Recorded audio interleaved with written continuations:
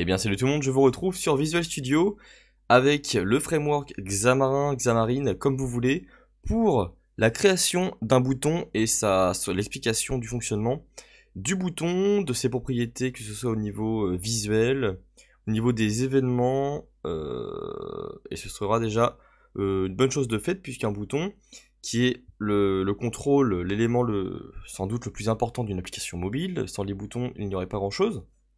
Donc grâce au bouton, on va pouvoir gérer des événements de clic, de relâchement, des événements de pression sur les boutons, et on va pouvoir le personnaliser à volonté.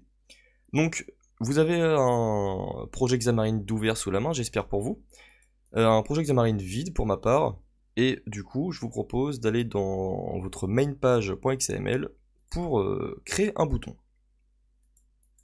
Alors on est donc dans notre content page, pardon.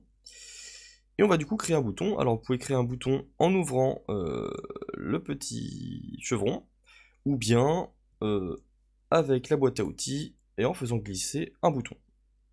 Alors moi je vais faire la méthode du chevron, voilà, button. Alors, à partir de ce moment-là, on a un bouton avec rien dessus. Alors, on va pouvoir appuyer en bas à droite sur fractionnement vertical pour avoir la fenêtre de design et voir ce que l'on dessine, ce que l'on fait. La première méthode du coup, ça va être la création d'un bouton en XML directement. Et ensuite, on verra comment créer un bouton avec le langage C#, donc par le code. Alors on a une propriété texte, qui signifie tout simplement le texte qui va être affiché sur le bouton. Alors on peut par exemple marquer Hello. Voilà. On a notre premier bouton Hello. Alors là on n'est pas dans un layout, ce que l'on verra plus tard pour positionner où l'on veut nos boutons, tous nos éléments. Donc actuellement, notre bouton, voilà, il y a juste la propriété Hello de défini. Pour plus de clarté, on va du coup aller ensuite à la ligne, car si on a plein de propriétés qui s'enchaînent sur une seule ligne, vous allez voir que c'est pas du tout pratique. On peut définir du coup une font size. Alors si on appuie, voilà, si on entre font, on retrouve font attribute, font family et font size. Alors font family, donc la police de caractères, on verra plus tard, car c'est une grosse partie pour modifier la police de caractère pour en importer de nouvelles. Cela ne se fait pas comme ça. Donc on a font size, alors que l'on va pouvoir définir grâce à des options prédéfinies, ou alors avec une notion de pixels. Alors par exemple en medium, on voit, alors on va pas voir le changement, parce qu'il me semble oui, que medium en fait c'est la taille par défaut. Donc en body par contre, vous voyez, vous avez vu un petit peu, ça change un petit peu. Alors là par contre si on place du large, voilà, vous voyez c'est un petit peu plus gros. Voilà. Donc, on a notre bouton qui va disposer. Alors, on va remettre une font size à large. Après, comme je vous l'ai dit, on peut mettre par exemple 20. Hop, 25. Et vous voyez, ça va s'agrandir au fur et à mesure. Voilà. Donc, moi, je vais mettre large. Je vais vous montrer ensuite l'attribut font attribute, tout simplement. Et donc, cet attribut permet de définir un texte en gras ou bien encore en italique. Voilà, tout simplement. Quelque chose qui va nous intéresser du coup, alors je vais créer un stack layout, alors que c'est quelque chose que je vous expliquerai plus tard dans une vidéo, car c'est vraiment un chapitre qui va nous prendre un certain temps, donc j'encadre ça, voilà. Je crée mon stack layout et je le mets dedans. Un layout, en fait, ça va être un panel, enfin en quelque sorte, qui va permettre de ranger comme on veut nos composants, afin de créer une interface claire et intuitive pour l'utilisateur. Grâce à ce stack layout, on va pouvoir utiliser les vertical options et horizontal options. Alors, vertical options, alors comme on a vu ici sur les propositions, alors pardon, voilà. On a center, center and expand, end and expand, fill and expand, start and expand. Donc on a le centre de l'écran, à la fin des éléments parents en fait. Ici on va prendre la totalité de l'espace, et on a le début. Alors fill, ça va en fait ici prendre la ligne. On est sur un stack layout. Si je mets du center, alors comme on est sur l'option verticale ici, on n'a pas défini de taille donc sur notre bouton. Donc ici, il va dans tous les cas prendre le centre de l'écran comme il n'y a qu'un seul élément. Ce que l'on va faire, c'est surtout définir l'option horizontale pour que vous compreniez center. Voilà. Grâce à l'option horizontale, il est centré. Ici, il ne se passe rien. On peut mettre center and expand. De même ici. Voilà. Grâce à l'option verticale center and expand, il va du coup, sur l'axe vertical, être complètement centré. Si on retire notre propriété horizontale, par contre, voilà, il ne sera pas centré horizontalement. Donc il se centre en fonction du texte qu'il a à l'intérieur. Si j'écris T, voilà, on a la taille minimale en fait de l'élément qui est effectué. Mais si on écrit Pentium-X, il faut du coup définir une largeur.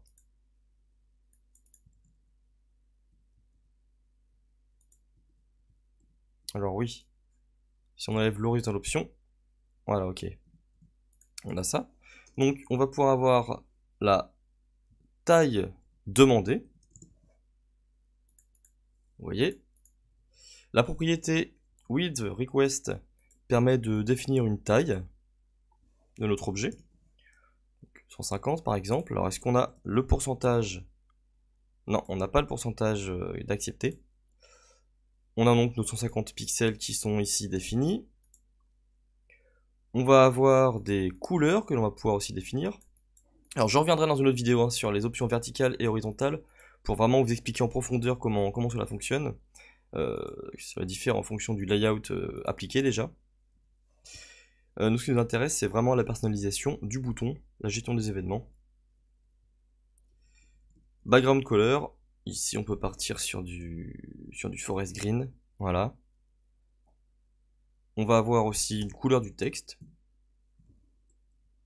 Alors, text color égale white. Voilà. Donc on a notre petit bouton.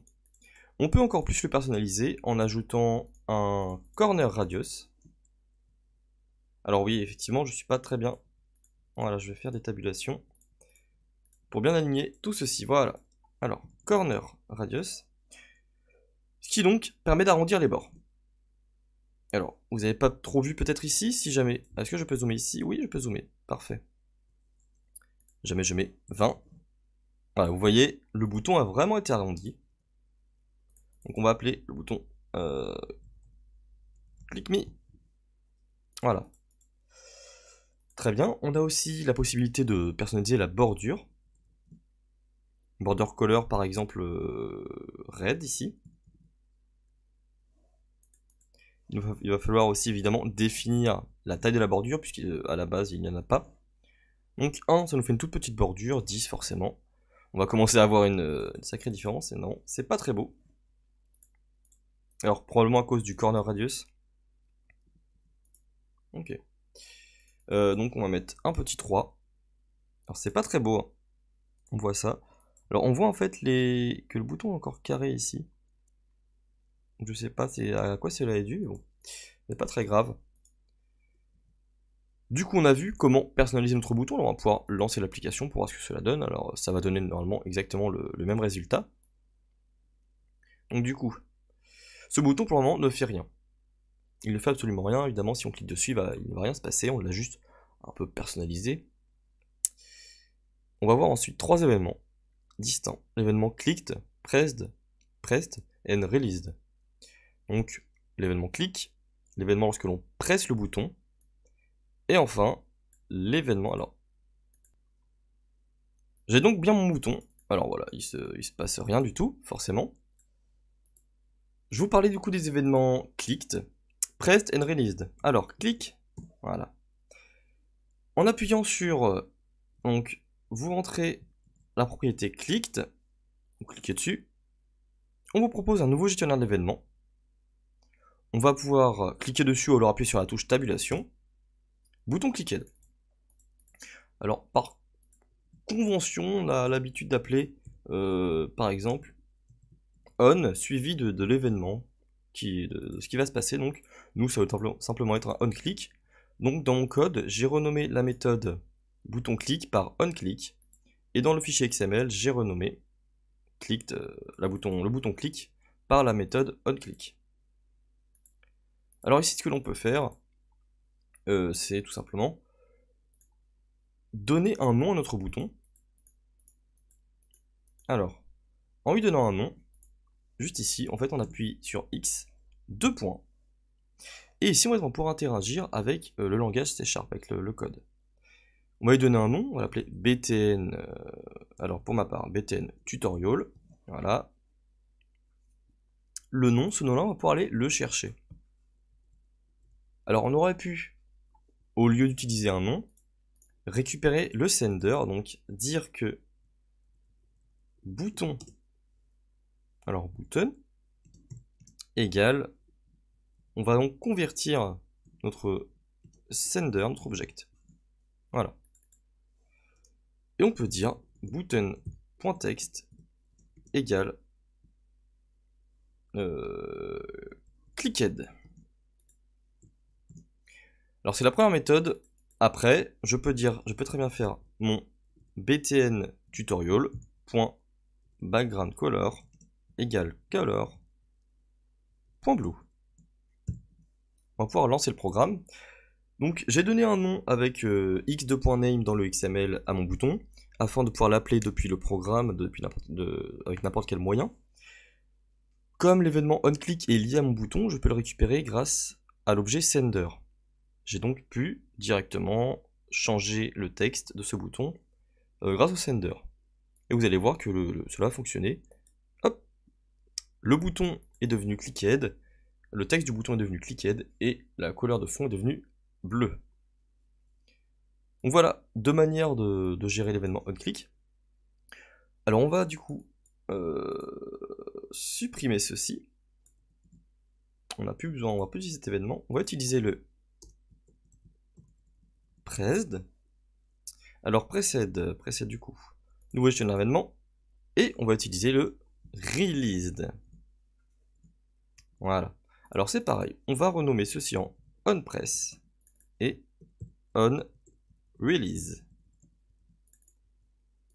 Ensuite je vais dans mon code, les deux méthodes qui ont été créées, je les renomme. onRelease.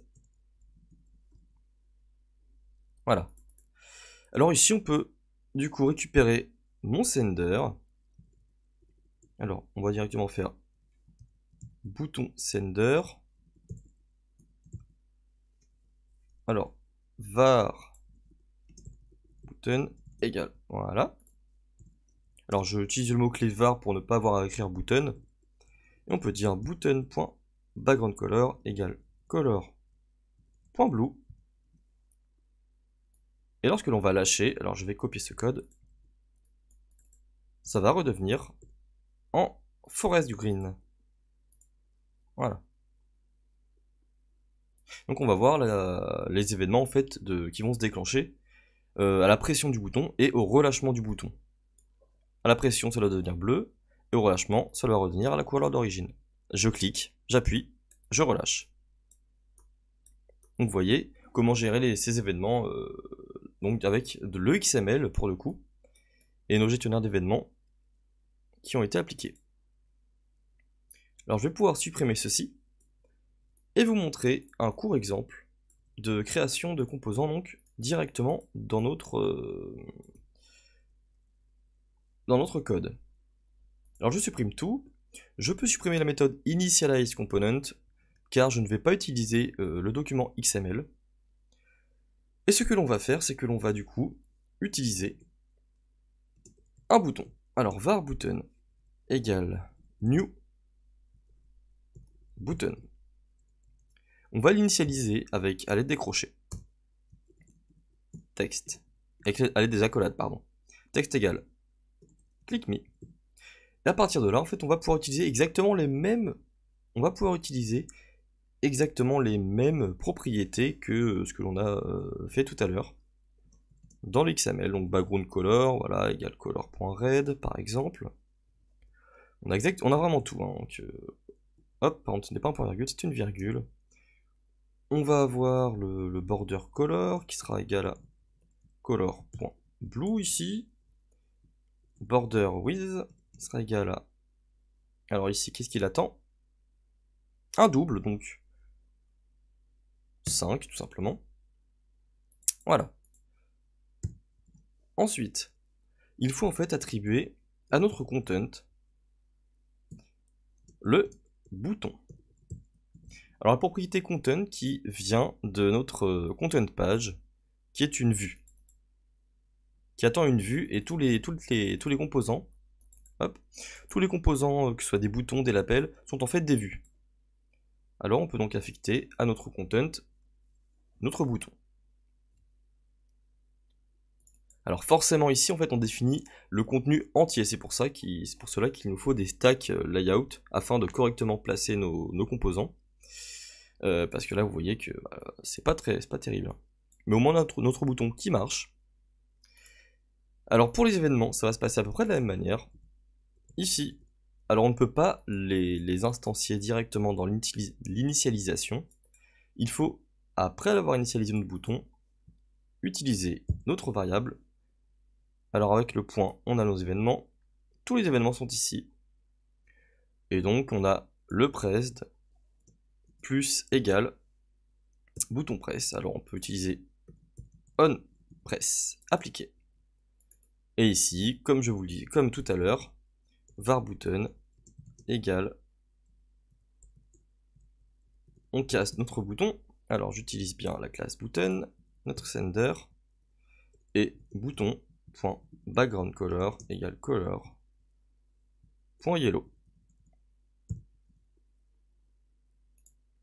Donc là, il va être dès que je vais presser mon bouton, il va devenir jaune, et même si je relâche, il ne va rien se passer puisque je n'ai pas déclaré l'événement release. Donc là, je vais presser mon bouton, hop, il est devenu jaune directement. Voilà, donc j'espère que vous avez apprécié ce tutoriel sur les boutons. Alors on a vu les fonctionnalités de base, mais qui sont très très importantes du coup, les fondamentaux des boutons. Et on va voir ensuite comment maîtriser l'interface avec les layouts, qui est quelque chose aussi de très très important pour le développement d'une application mobile. Si vous avez donc apprécié la vidéo, n'hésitez pas à laisser un commentaire si vous avez des questions et à liker la vidéo. Je vous retrouve très bientôt.